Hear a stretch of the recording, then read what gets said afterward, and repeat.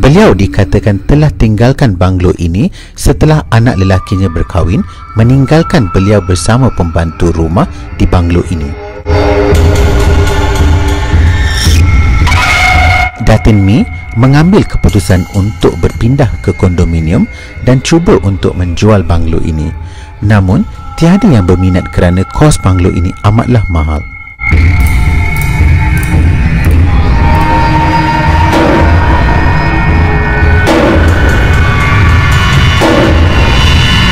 Dianggarkan banglo ini mempunyai nilai sehingga 11 juta ringgit.